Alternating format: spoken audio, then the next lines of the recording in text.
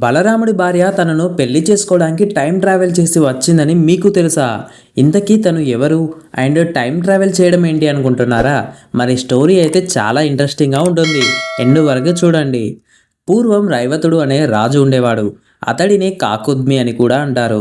అతడు కుశస్థలి అనే రాజ్యానికి రాజు. రైవతుడి కూతురే రేవతి. తను చాలా అందంగా తెలివిగా ఉండేది. రైవతుడు తన కూతురికి సరైన వరుడిని కనుక్కోవాలని అనుకున్నాడు.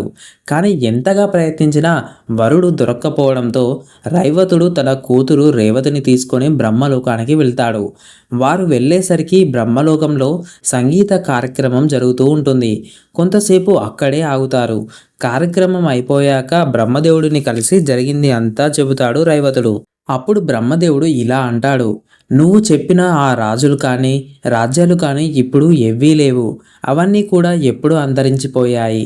మీరు ఈ బ్రహ్మలోకంలో గడిపిన ఈ కొద్దిసేపట్లో భూమిపై ఎన్నో యుగాలు గడిచాయి. అంటే భూమిపై అండ్ బ్రహ్మలోకంలో టైం చాలా డిఫరెంట్గా ఉంటుంది. ఇది విని ఆశ్చర్యపోయిన రేవతి మరియు రైవతుడు దీనికి పరిష్కారం చూపించమని అడుగుతారు. అప్పుడు బ్రహ్మ ఇలా అంటాడు, ప్రస్తుతం భూమిపై ద్వాపర యుగం నడుస్తుంది. ఆ శ్రీ మహావిష్ణువు కృష్ణుడి అవతారంలో భూమి మీదే ఉన్నాడు. ఆయనే మీ సమస్యకి పరిష్కారం చూపించగలడు అని చెబుతాడు. కాకుద్మి రేవతి భూమికి వచ్చేసరికి ప్రపంచం పూర్తిగా మారిపోయింది. మనుషుల ఎత్తు, ఆయుష్ అన్నీ తగ్గిపోయాయి. కానీ రేవతి మాత్రం పూర్వ యుగానికి చెందినదే కాబట్టి చాలా ఎత్తుగా 8 అడుగుల వరకు ఉండేది. రైవతుడు కృష్ణుడిని కలిసి తన సమస్యను చెబుతాడు. అప్పుడు కృష్ణుడు రేవతికి సరైన వరుడు తన అన్న బలరాముడు మాత్రమే అని చెబుతాడు.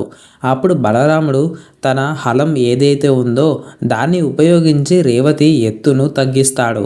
ఆ తరువాత రేవతి బలరాముడు వివాహం చేసుకున్నారు. మరి ఇదండి బలరాముడి భార్య రేవతికి సంబంధించిన ఇన్ఫర్మేషన్. మరి ఇది వర్త్ అనిపిస్తే జై శ్రీకృష్ణ అని కామెంట్ చేయండి.